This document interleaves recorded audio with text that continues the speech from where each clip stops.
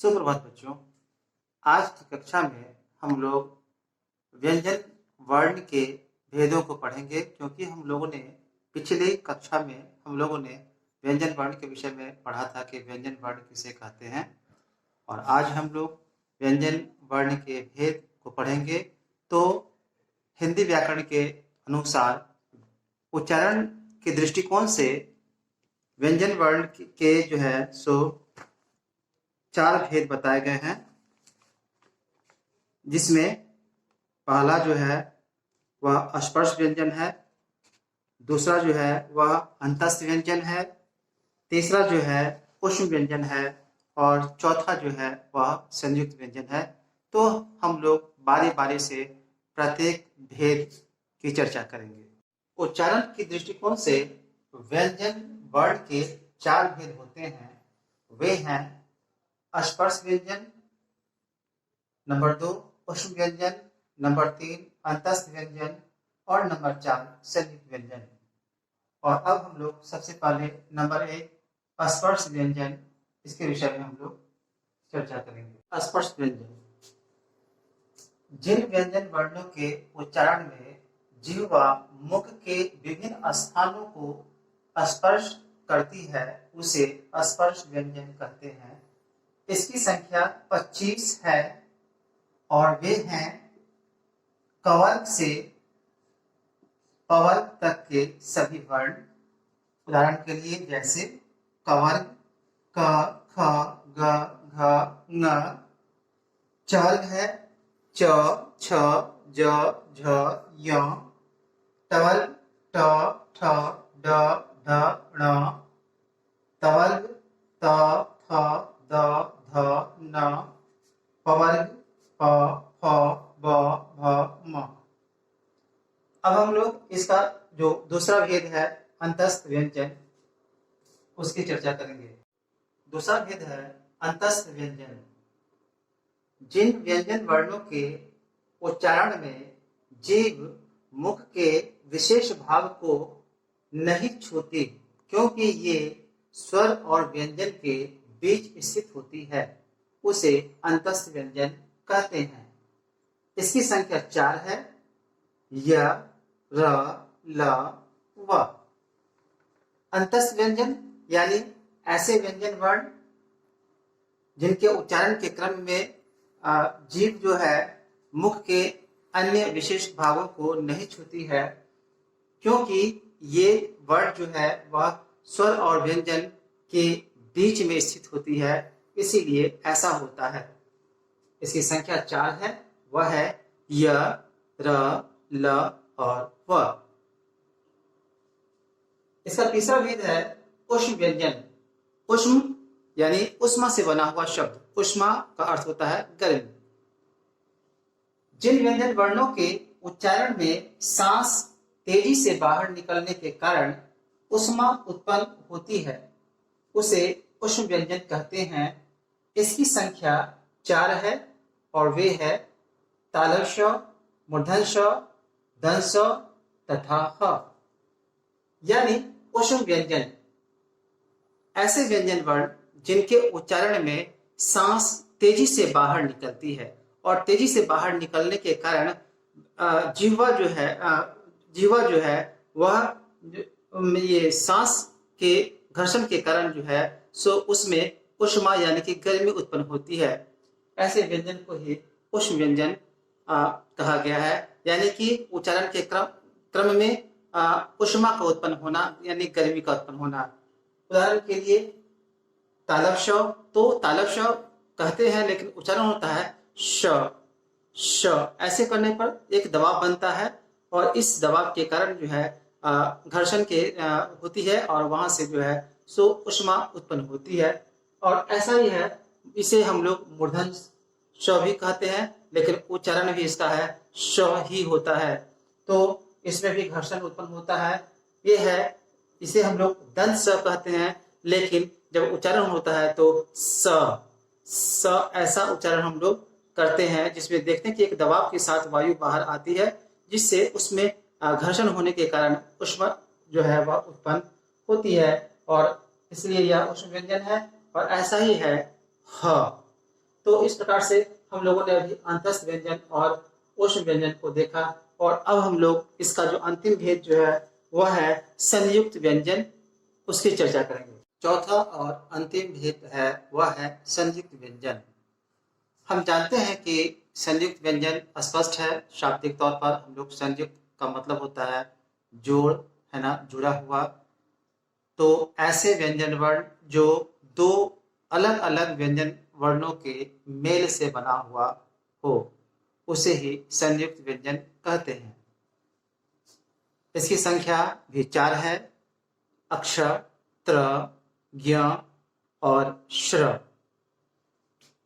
इस प्रकार से है संयुक्त व्यंजन ऐसे व्यंजन वर्ण जो दो भिन्न व्यंजन वर्णों के मेल से बना है, उसे संयुक्त व्यंजन कहते हैं। इसकी संख्या 4 है, अक्ष, त्र, ज्ञ, श्र। अक्षर ये क हलंत जोड़ मूर्धन श हलंत जोड़ अ, इस 3 जो दो व्यंजन वर्ण जो है इससे मिलकर के बना है, और ये अ जो स्वर वर्ण है ये तो सहयोगी वर्ण है। त्र त हलंत जोड़ र, इसे छोटी र भी कहा जाता है, हलंत जोड़ अ।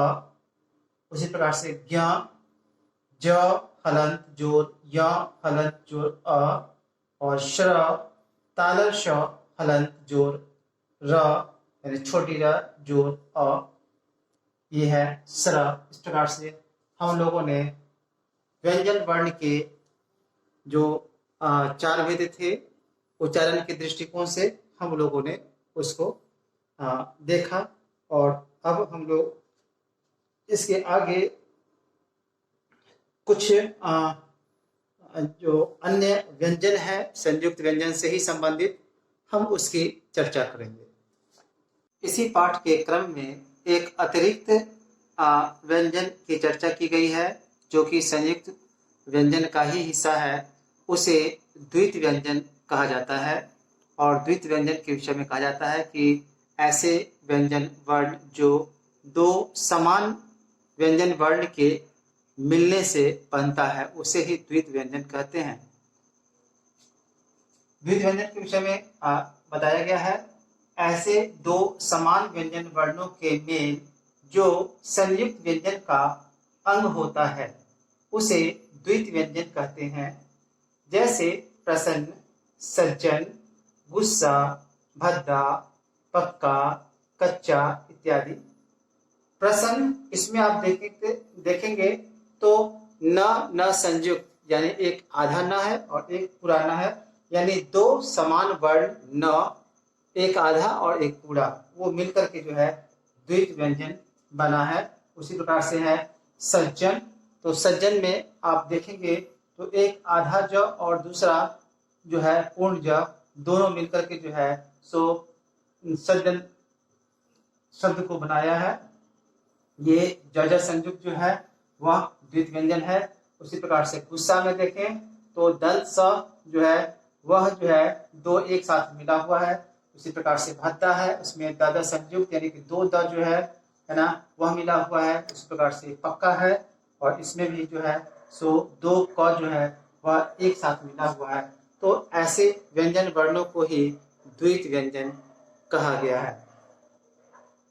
अब हम लोग इसी क्रम में आगे पढ़ेंगे वर्ण विच्छेद। इसी क्रम में है वर्ण विच्छेद, और वर्ण विच्छेद के विषय में हम देखें तो दो शब्दों के मेल से बना है वर्ण विच्छेद। वर्ण जो कि अक्षर है, और विच्छेद का अर्थ होता है अलग करना, है ना। तो वर्णों को अलग करने की जो प्रक्रिया होती है उसे ही वर्ण विच्छेद कहा जाता है। हम जानते हैं कि विभिन्न प्रकार के शब्द होते हैं, और शब्द का जो निर्माण व्याकरणीय दृष्टिकोण से जो किया जाता है उसे उसी दृष्टिकोण से जो है सो अलग भी किया जाता है, और यही प्रक्रिया जो है वह वर्ण विच्छेद कहलाती है। तो वर्ण विच्छेद है वह प्रक्रिया जिसकी सहायता से बने हुए शब्दों को अलग अलग किया जाता है, उसे वर्ण विच्छेद कहते हैं। जैसे अचानक, घबराहट, स्वच्छ, परिवर्तन। ये हमने यहाँ पर 4 शब्द को लिखा है और उदाहरण के तौर पर अब इसका हम लोग वर्ण विच्छेद करेंगे। वो कैसे होता है वो देखें। इसमें देखें तो अचानक सबसे पहले अवर्ण है, तो अ चूंकि पूर्ण वर्ण होता है ना, ये कभी भी आधा नहीं होता है ना, तो अ जो है वह पूरी तरह से हो जाएगा। ये है चा, तो चा जो है ये इस च में आ मात्रा जुड़ा हुआ है, तो च हलंत जोड़ आ, ये हो गया चा जोड़ न। न में हम जानते हैं कि न हलंत जोड़ अ, न हलंत जोड़ अ दोनों मिलकर न बनता है। उसी प्रकार से क भी है, तो क हलंत जोड़ अ। इस प्रकार से ये हमारा अचानक शब्द का वर्ण विच्छेद है। अ, च हलंत आ, न हलंत अ, क हलंत जोड़ अ। इस प्रकार से सबको जोड़ करके अचानक बनेगा। उसी प्रकार से घबराहट भी है, घ जो है वह घ हलंत जोड़ अ जोड़ ब हलंत जोड़ अ, रा में र हलंत जोड़ आ,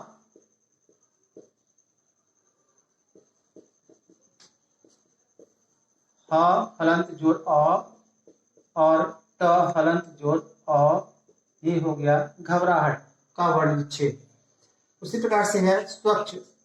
अब इसमें देखें तो स्वच्छ में ये जो दंश है वह है आधा। तो हम जानते हैं कि किसी भी व्यंजन वर्ण में यदि हलंत का हल का चिन्ह लगाया जाता है तो वह जो है सो आधा वर्ण बनता है। तो इसी प्रकार से स जो है यह पूरा नहीं है, तो हम लोग इसको जो है स हलंत लिखेंगे। जोड़ व पूरा है, इसीलिए वह हलंत जोड़ अ हो जाएगा। जोड़ च ये भी आधा है, इसलिए च हलंत हो जाएगा, इसके साथ और नहीं आएगा। और छ है तो छ हलंत जोड़ अ। और इस प्रकार से ये स्वच्छ का जो शब्द है उसका वर्ण विच्छेद है। उसी प्रकार से ये है परिवर्तन। तो परिवर्तन में सबसे पहले है प जोड़ अ, प हलंत जोड़ अ, प हो गया। री है तो र हलंत जोड़, चूंकि हर्ष से मात्रा है इसलिए हर्ष ई हम लोग यहाँ पर लिखेंगे, तो परी हो गया। व है तो व हलंत जोड़ अ और त ऊपर रेफ है, तो अ के बाद हम लोग चूंकि र हलंत लिखेंगे। परिवर, परिवर चूंकि र पहले आ जाता है तो र चूंकि ऊपर रेफ है इसीलिए ये हलंत में ही आएगा। उसके बाद त है तो त हलंत जोड़ अ और जो न है तो न हलंत जोड़ अ। इस प्रकार से परिवर्तन शब्द का जो है वर्ण विच्छेद बनता है। तो इसी प्रकार से आप लोग भी जो है सो वर्ण विच्छेद को बनाने का प्रयास करेंगे। तो आज की कक्षा में हम लोग इतना ही अध्ययन करेंगे और फिर अब अगले जो वीडियो में फिर हम लोग अगले कुछ जो है जो पाठ बनेगा उसको हम लोग देखेंगे, या प्रश्नोत्तर यदि होता है तो प्रश्नोत्तर करेंगे। धन्यवाद।